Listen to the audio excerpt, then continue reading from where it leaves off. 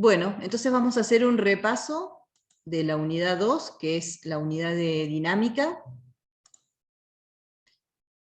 Como dijimos cuando empezamos con esta parte, la dinámica responde a la pregunta del por qué se mueven los cuerpos. Es decir, vamos a mirar las causas del movimiento, ¿sí? Ya estudiamos en la unidad de cinemática el cómo se mueven los cuerpos. Y ahí definimos las tres primeras magnitudes del movimiento, que son la posición, la velocidad y la aceleración.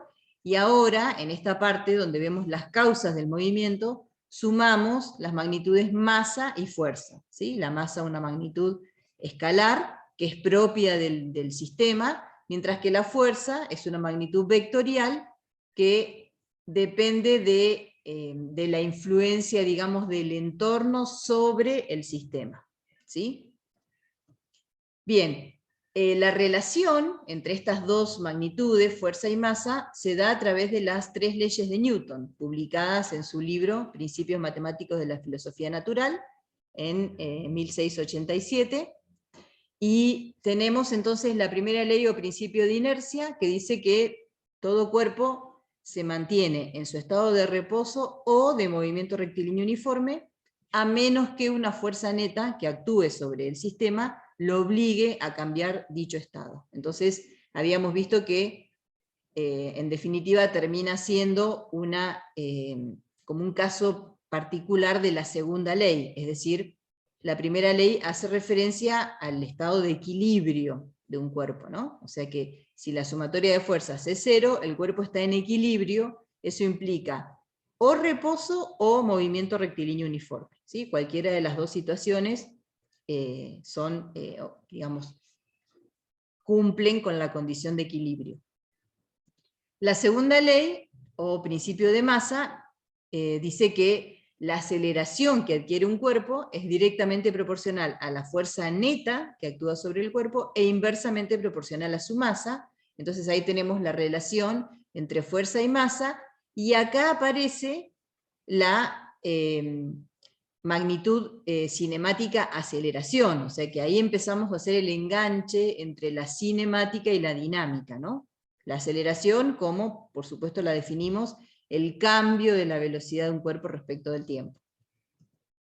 Y por último, esperen que corro el cartelito, la tercera ley o principio de acción y reacción, que habla de que las interacciones se producen siempre de a pares, ¿no? Es decir, cuando un cuerpo ejerce una fuerza sobre otro, el segundo ejerce una fuerza sobre el primero que cumple con tener la misma dirección, el mismo módulo y sentido contrario, ¿sí? Por eso la podemos simbolizar de esta manera. Recuerden que una característica importante de esta tercera ley, o de estas fuerzas acción-reacción, es que no están aplicadas al mismo cuerpo, ¿sí? Cuando hablamos de la fuerza del cuerpo A sobre el cuerpo B, esta está aplicada en B, mientras que la fuerza de B sobre A está aplicada en A. O sea que, importante acá, interpretar los subíndices, ¿no? Esta fuerza la ejerce A sobre B, o sea que tiene su punto de aplicación en B, mientras que la fuerza de B sobre A la ejerce B sobre A, es decir, tiene su punto de aplicación en A. Y eso, cuando graficamos los pares acción-reacción, tiene que quedar bien claro, ¿no? Por eso hay que separar los cuerpos, identificar bien el punto de aplicación de estos pares. Y otra cosita que creo que en su momento lo comentamos, es que por ahí hay un problema en la traducción de los libros, ¿no? Los que usamos para Física 1, que son todos libros estadounidenses, y por ahí se confunde la dirección en la traducción, ¿no? La dirección con el sentido, ¿sí? O sea que acá, ojo, porque estas pares de fuerzas tienen la misma dirección. La dirección es la recta de acción sobre la cual están los vectores, y el sentido es la orientación de ese vector, ¿sí? O sea que cuando lo leamos del libro, tengamos en cuenta eso. Bien, y después empezamos a estudiar algunas fuerzas particulares, ¿sí? Dijimos que todas las fuerzas que vamos a estudiar en esta parte de mecánica, ¿no? Que estamos hablando de movimiento, son fuerzas de contacto, es decir, los cuerpos tienen que estar tocándose, tienen que estar en contacto para que aparezca la fuerza, Y la única fuerza de acción a distancia que vamos a estudiar en mecánica es la fuerza gravitatoria, ¿sí? Que también vamos a hacer un apartado, digamos, sobre esa fuerza en un ratito. Entonces, la fuerza de contacto, cuando tenemos dos cuerpos que están en contacto, esa fuerza la vamos a descomponer en una componente perpendicular a la superficie de contacto, ¿sí? Por eso esa la llamamos normal, y una componente paralela a la superficie de contacto que la llamamos fricción. ¿Por qué vamos a tomar las componentes de esta fuerza de contacto? Porque existe una relación entre los módulos de la normal y de la fricción, ¿sí? Pero recuerden que la fuerza de contacto es una sola, que lo que hacemos es descomponerla en una componente normal y en una componente de fricción. Si nos detenemos un poquito sobre la fuerza de fricción, cuando la estudiamos en detalle vimos que hay dos tipos de fricciones. Cuando no hay movimiento relativo entre las superficies de contacto, esa fricción se denomina fricción estática y puede tomar valores entre 0, incluyendo el 0, y un valor máximo que está relacionado justamente con la componente normal, ¿sí? Es decir, solo cuando la fricción estática toma su valor máximo, se puede relacionar con la componente normal a través de lo que llamamos coeficiente estático de fricción, que es un coeficiente característico del tipo de superficies que están en contacto, ¿sí? Depende exclusivamente de eso, del tipo de superficie de contacto. Acá ya lo habíamos mencionado en su momento, lo volvemos a repetir. La relación entre fricción y normal es en módulo, ¿sí? Es una relación escalar. Relación escalar, no vectorial, porque ya sabemos que esos vectores, normal y fricción, son vectores perpendiculares entre sí, porque justamente son las componentes de la fuerza de contacto. Entonces, esta relación entre fricción y normal es una relación escalar, ¿sí? De módulo. Y por otro lado, cuando existe movimiento relativo entre las superficies de contacto, o sea, se mueve un cuerpo sobre otro, la fricción que aparece se denomina cinética o dinámica, cualquiera de los dos nombres, y esa sí tiene un valor aproximadamente constante, y está relacionado ese valor con la normal también a través del coeficiente, en este caso coeficiente cinético de fricción, que como vimos en su momento es un poquito menor que el estático, ¿no? O sea, para las mismas superficies de contacto, el coeficiente cinético es menor que el coeficiente estático.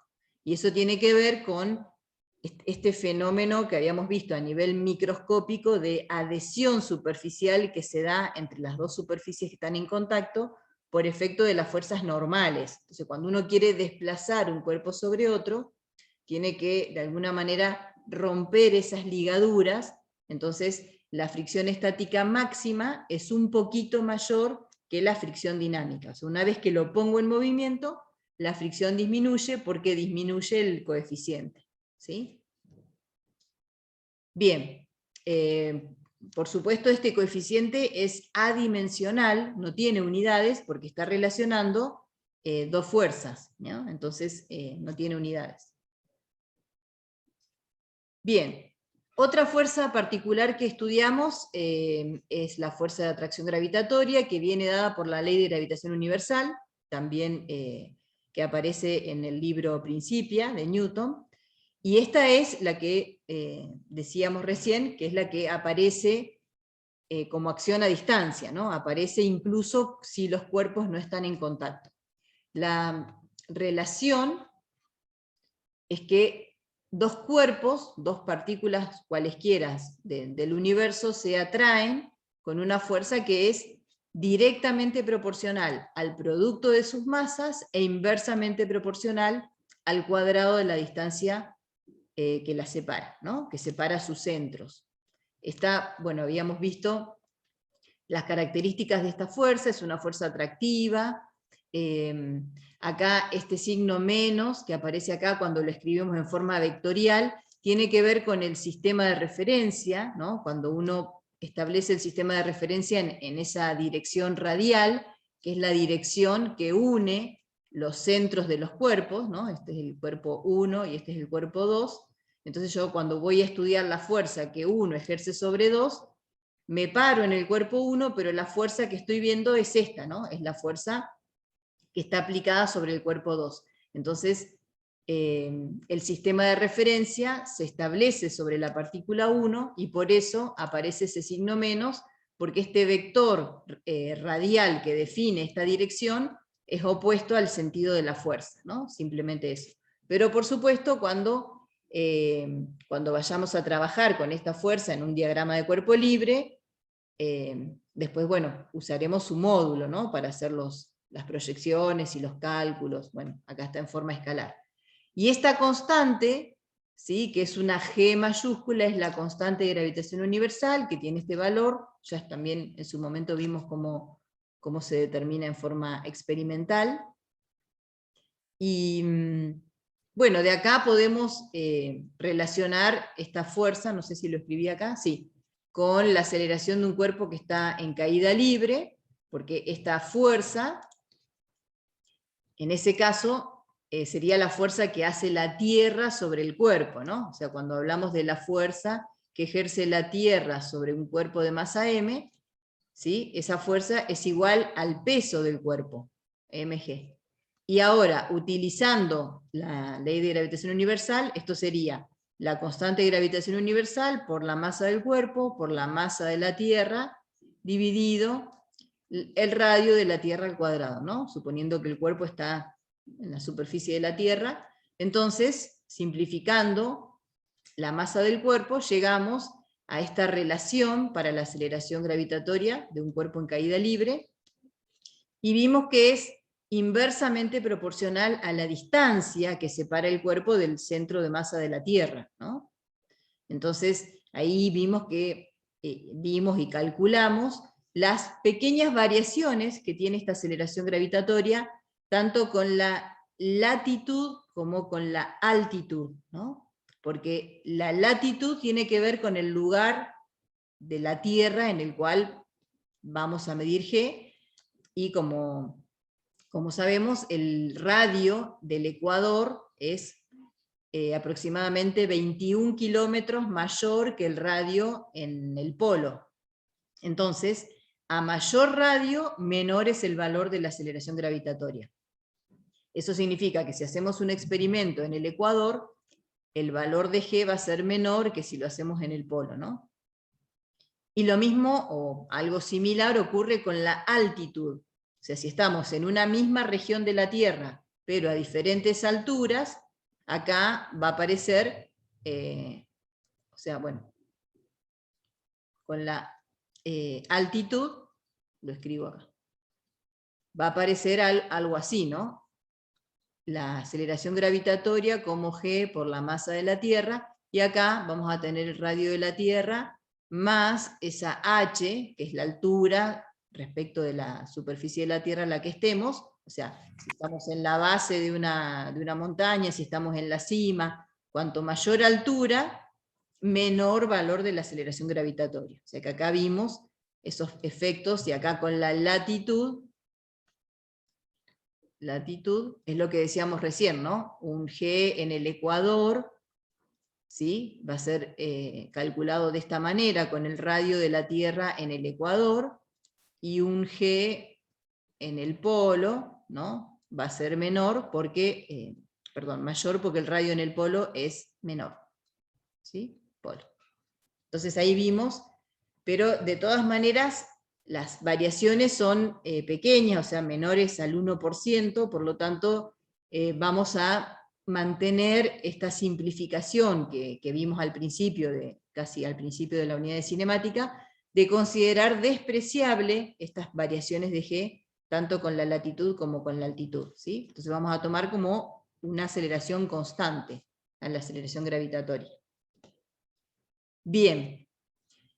Otra fuerza particular que estudiamos fue la fuerza elástica, es decir, la fuerza que aparece en estos dispositivos que tienen esta propiedad de que se deforman bajo la acción de una fuerza y luego, cuando deja de aplicarse la fuerza, recuperan su forma original, siempre y cuando estemos dentro del límite elástico que se llama, ¿no? Porque si yo voy más allá de ese límite, lo que hago es generar una deformación permanente, ¿sí? Estas fuerzas que aparecen en estos sistemas elásticos responden a la ley de Hooke. Ya estuvimos también viendo un poco la pelea, la controversia entre Hooke y Newton, porque fueron contemporáneos. Y esta fuerza, entonces, es, fíjense, directamente proporcional a K, que es la constante elástica o constante de rigidez, y X, que es la deformación que tiene el resorte, o sea, lo que se estira o se comprime el resorte respecto de su posición de equilibrio, ¿sí? De su posición sin deformar. Acá, bueno, nuevamente, este menos tiene que ver con la relación que hay entre la fuerza y la deformación, ¿no? Siempre esta fuerza elástica vimos que es una fuerza de tipo restitutiva. Es decir, siempre apunta hacia la posición de equilibrio. Por eso cuando yo estiro el resorte, o sea, si yo me muevo hacia allá, por ejemplo con un X positivo, la fuerza elástica es hacia allá, ¿sí? O sea, siempre apuntando hacia la posición de equilibrio. Y al revés, si yo comprimo el resorte, por ejemplo en un sentido negativo, la fuerza elástica tiene sentido contrario, ¿sí? Entonces ahí aparece ese menos.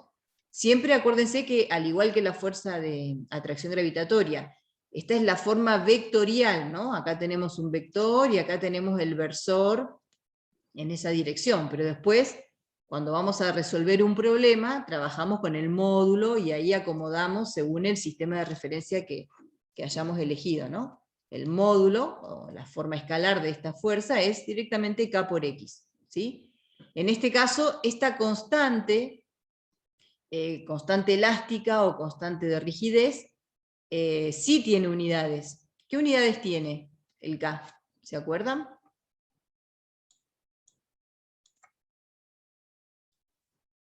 ¿Era Newton sobre metro cuadrado? Newton sobre metro cuadrado. ¿Cómo Sobre metro, perdón. Sobre sobre metro. metro? Claro. ¿Cómo lo podríamos deducir? Mirando acá, ¿no? Porque yo sé que acá, entonces, mirando las unidades, si la constante K es Newton sobre metros y la deformación X es en metros, ¿sí? Acá lo que obtengo es unidad de fuerza. Entonces ahí me doy cuenta que no puede ser metro cuadrado, sino metro, ¿sí? Y ahí bien, cierran las unidades. Entonces en este caso esta constante sí tiene unidades de Newton sobre metro. Bien. Y después lo que hicimos fue mirar un poquito los movimientos cuya trayectoria es circular. O sea, vimos movimientos de trayectoria rectilínea, por ejemplo, caída libre, tiro vertical hacia arriba. Después vimos movimientos con trayectoria parabólica, como el tiro de proyectiles. Y por último, hicimos un cierre donde juntamos tanto la cinemática como la dinámica para movimientos de trayectoria circular. Ahí estaba mirando el chat a ver si había alguna pregunta. Acuérdense que cualquier duda pueden también activar el micrófono, ¿sí? Bien, ¿qué características tiene el movimiento con una trayectoria circular? Bueno, ahí nosotros cuando vimos, definimos velocidad y aceleración, ¿sí? Por supuesto la aceleración como el cambio, ¿no? La derivada de la velocidad respecto del tiempo. Vimos que si nosotros descomponemos esa aceleración en dos direcciones, en una dirección que sea tangente a la trayectoria, ¿sí? Que es la dirección que contiene la velocidad, y una dirección perpendicular, ¿sí? Normal o radial, podemos analizar más en detalle el efecto de la aceleración en este movimiento. Entonces, la componente normal o radial, es decir, la que es perpendicular a la velocidad, es la encargada de cambiarle la dirección al vector velocidad. O sea, es la que hace posible que la trayectoria sea curva. Y la componente tangencial, que es la que acompaña a la velocidad, o sea, está en la misma dirección que la velocidad, es la encargada de cambiarle el módulo a la velocidad. Entonces, en este primer esquema, ¿qué le está pasando a la velocidad?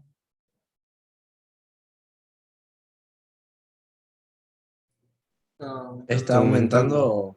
Está aumentando, ¿sí? Porque fíjense que la componente tangencial está en el mismo sentido que la velocidad. Entonces, la velocidad es cada vez más grande en módulo, y además esta otra componente lo que hace es tirarla para adentro, ¿no? O sea que la trayectoria sea curva, que es esta línea azul.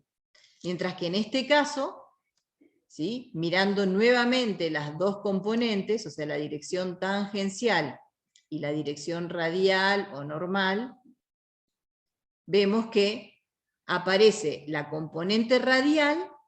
¿Qué otro nombre tiene esta componente de la aceleración? Centrípeta era. Centrípeta, muy bien. Ojo, porque por ahí en algunos libros, de hecho, la van a encontrar como A sub C de centrípeta. Bueno, es la misma, ¿eh? Radial, normal o centrípeta. Estamos hablando de la misma aceleración. De hecho, es fácil reconocerla porque su nombre hace referencia a la condición que tiene en su dirección y sentido, ¿no? Dirección radial y apuntando siempre hacia el centro de la trayectoria, ¿sí? Por eso su nombre de radial o de centrípeta. Y la componente tangencial, ¿sí?, acompañando a la dirección de la velocidad. Entonces, en esta figura, ¿qué le estaría pasando a la velocidad? Disminuyendo. Disminuye su Disminuye. módulo. Exactamente, porque la componente tangencial se opone a la velocidad, ¿sí? ¿Qué pasa si esta componente no está? Si esta es cero, ¿qué pasaría? No tiene movimiento circular. Claro, Paso de ¿Sería una largo. trayectoria recta? Porque bien, no tiene una fuerza que no la atraiga tal cual. constantemente. Habría una trayectoria recta, ¿sí? Una trayectoria recta disminuyendo la rapidez. ¿Qué es lo que ocurre en un tiro vertical hacia arriba, ¿no? Cuando tiramos algo hacia arriba, con esta velocidad inicial, en el instante que lo soltamos, aparece la aceleración gravitatoria. Entonces estaríamos en ese ejemplo, ¿no? Acá fíjense que la aceleración está en la misma dirección que la velocidad, no hay componente perpendicular a la velocidad, por lo tanto la trayectoria es recta, y bueno, en una primera parte del movimiento la velocidad va disminuyendo, ¿no? Hasta que se hace cero en la altura máxima y luego empieza a aumentar con sentido contrario. Bien, bueno, todo eso es lo que dice acá, las características de las dos componentes de aceleración.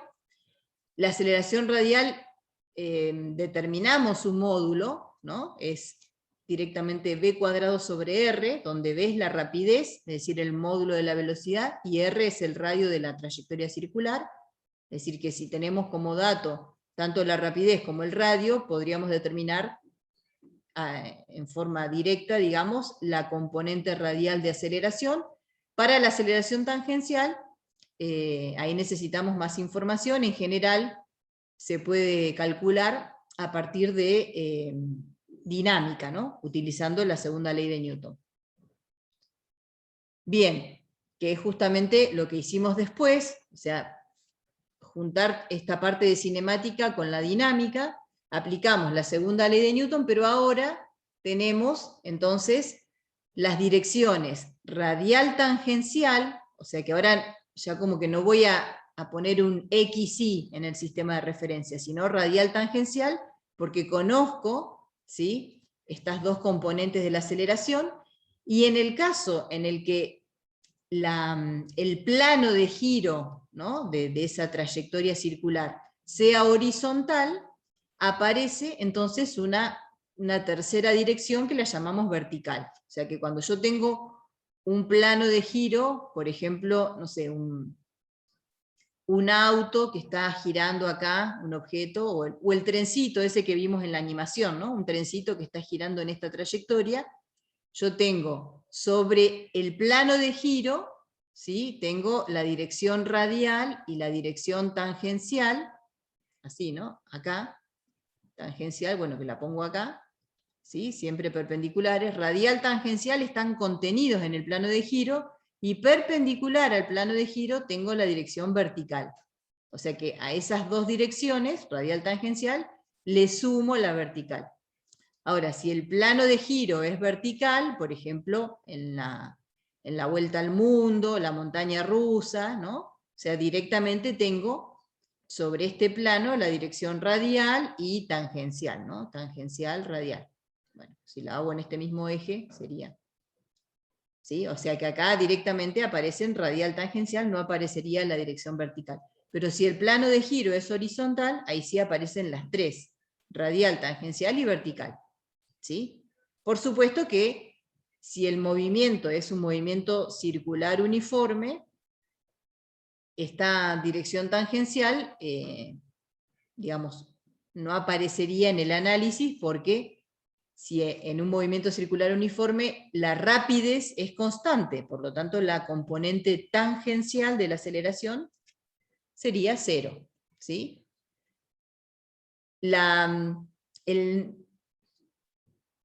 nombre que aparece acá para la sumatoria de fuerzas en la dirección radial, como algo distinto que aparece en la segunda ley de Newton, es que esa fuerza se llama fuerza centrípeta, porque justamente es la que produce la aceleración centrípeta. Acuérdense que esta aceleración radial o centrípeta.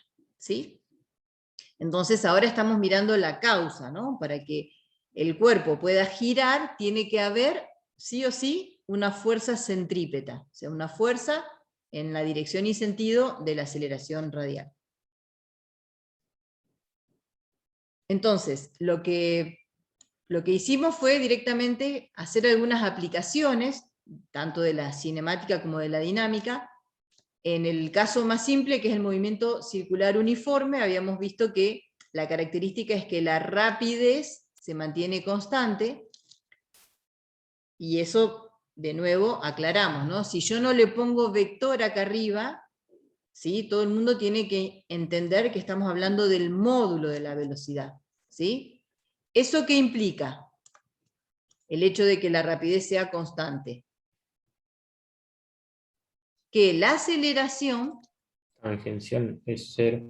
Exactamente. La aceleración...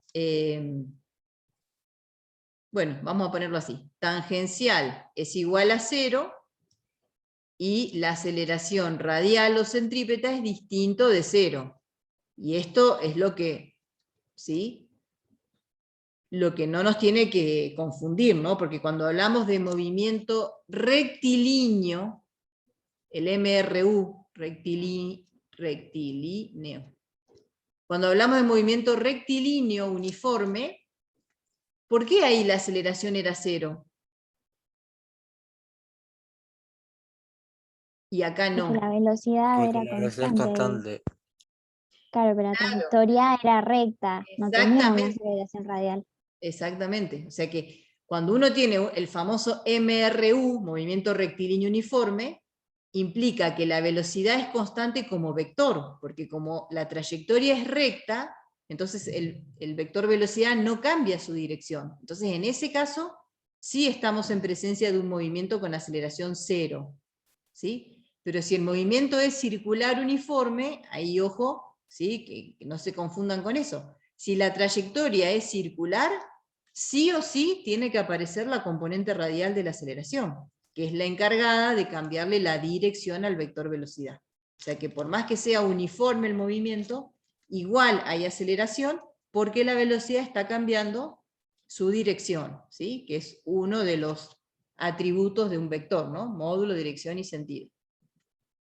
Como ejemplos de movimiento circular uniforme vimos el péndulo cónico, ¿sí? Es decir, tengo una pesa con un hilo, lo que hago es separarlo de la vertical y le imprimo una velocidad perpendicular a la cuerda, ¿no? O sea, en este sentido, una velocidad así. entonces se establece un movimiento que se llama péndulo cónico, porque si este hilo fuese dejando una marca, lo que se forma es un cono, por eso se llama péndulo cónico este movimiento. Acuérdense que el péndulo llamamos a la pesita con el hilo, y cuando le agregamos cónico, estamos hablando de cómo esa pesa con ese hilo se mueven, ¿sí? O sea, en el péndulo cónico se mueven formando un cono, digamos. Y ahí habíamos visto que la fuerza centrípeta, ¿cuál es? En el caso del péndulo cónico. Radio. La tensión. La componente de la tensión. Bien, ahora sí me lo dijeron completo. No es la tensión, sino que es la componente de la tensión, ¿no? La fuerza centrípeta, que es la que apunta acá, es la componente. O sea que si este es el ángulo, esta es T por el seno de tita, ¿sí? Entonces, esta componente de la tensión es la fuerza centrípeta. Y la aceleración centrípeta, por supuesto, siempre perpendicular al eje de rotación y apuntando hacia el eje, ¿sí? Entonces, la fuerza centrípeta que me permite esta aceleración, en este caso, es la componente de la tensión.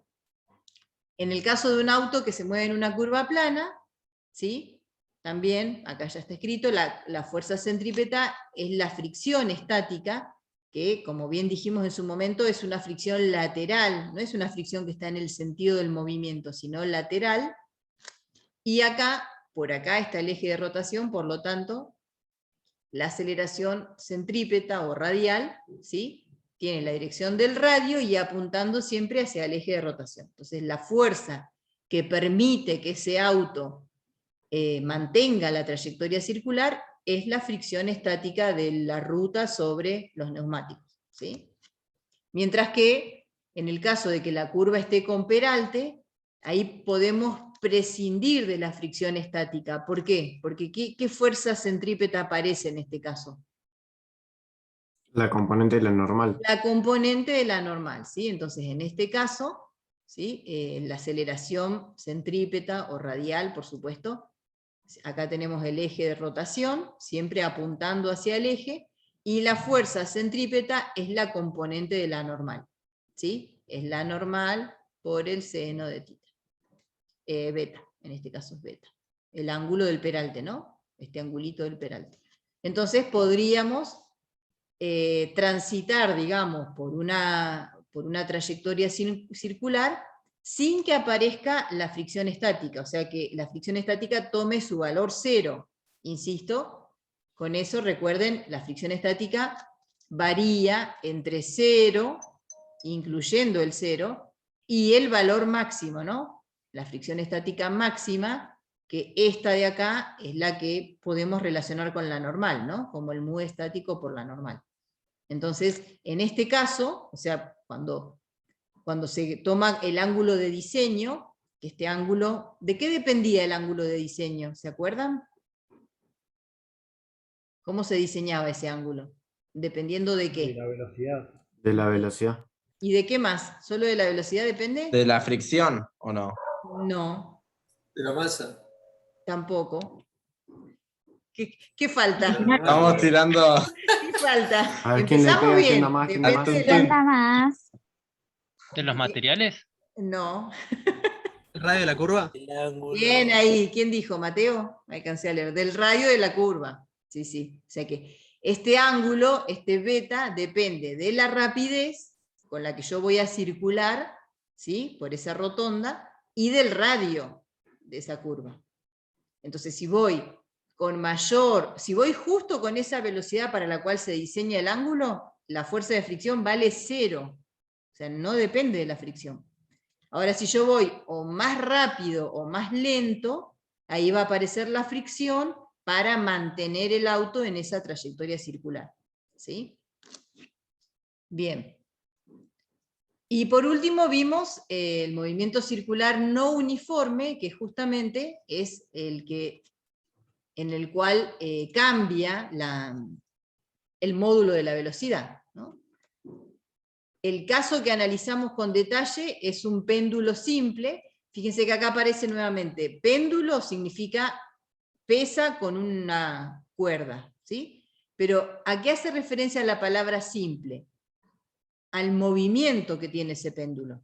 Entonces ahora lo que se hace para generar un movimiento de un péndulo simple es desviarlo de la vertical y de ahí se suelta. Entonces empieza, ¿sí?, a hacer este movimiento que se llama movimiento oscilatorio, está oscilando alrededor de la posición vertical, que es la posición de equilibrio, y ahí, bueno, vimos en detalle que instante a instante, ¿no?, o punto a punto, la velocidad va cambiando, tanto su dirección como su módulo, y por lo tanto, instante a instante tenemos distintos valores para las componentes radial y tangencial de la aceleración. Y eso lo podíamos calcular, esas componentes, directamente con un diagrama de cuerpo libre, ¿no? O sea, con sumatoria de fuerzas, ahí salen las componentes radial, tangencial, dependiendo de los datos o de la información que uno tenga sobre ese movimiento. En el práctico hay otros ejemplos, ¿sí?, en donde, por ejemplo, una circunferencia completa, si yo tengo un péndulo que ahora lo hago girar en forma completa, tengo una circunferencia vertical, como si fuese el tema de la montaña rusa, y también puedo calcular en cualquier posición las componentes radial y tangencial de la aceleración, ¿sí? Porque ahí la velocidad va cambiando tanto su módulo como su dirección. Bien. ¿Alguna pregunta?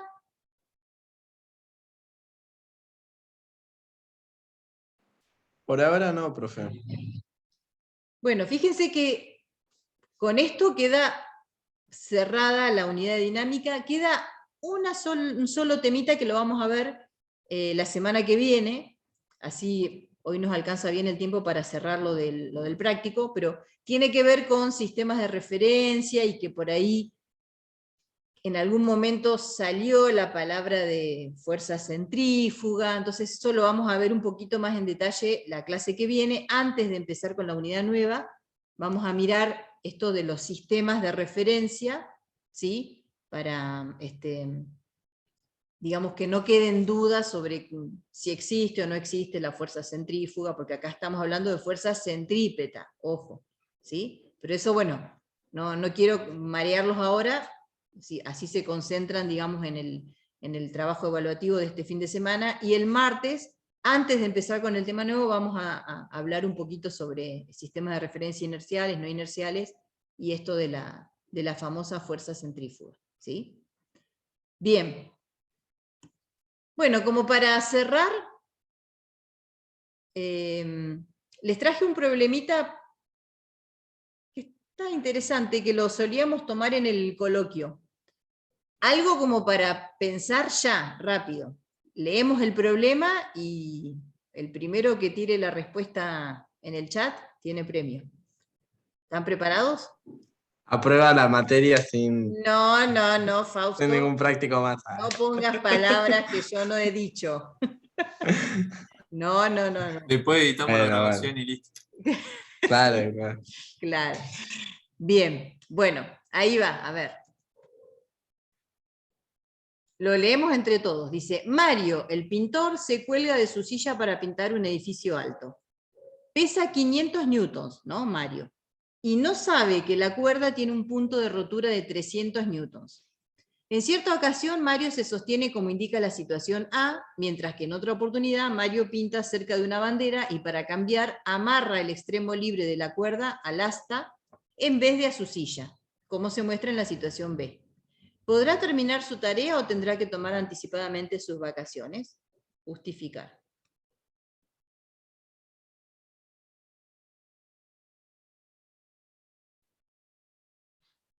La polea se toma La como polea ideal, ¿o no? A, La polea ideal, totalmente ideal.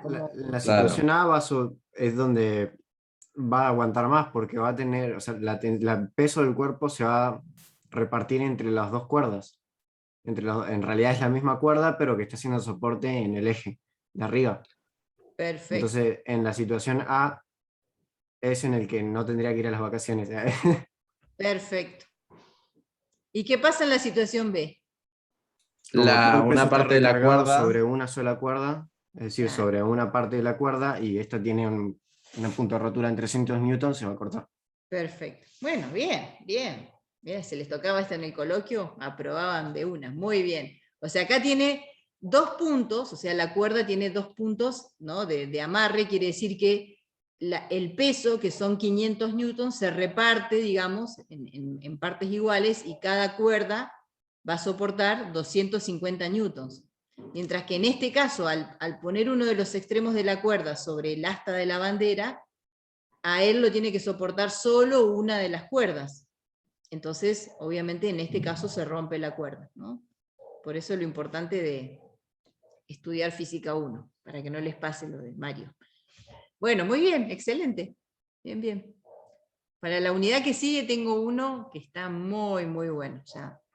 En este, felicitaciones porque lo sacaron ahí de una. Muy bien. Bueno. Profe, ¿el coloquio son diferentes problemas que vamos a tener así combinados o toman también, deben tomar también su parte teórica o no? Lili está silenciada. Mala mía recién con el ingreso de un estudiante. Ah, ahí está. No sabía, tuve que dejar de compartir porque no encontraba para ponerme. A ver.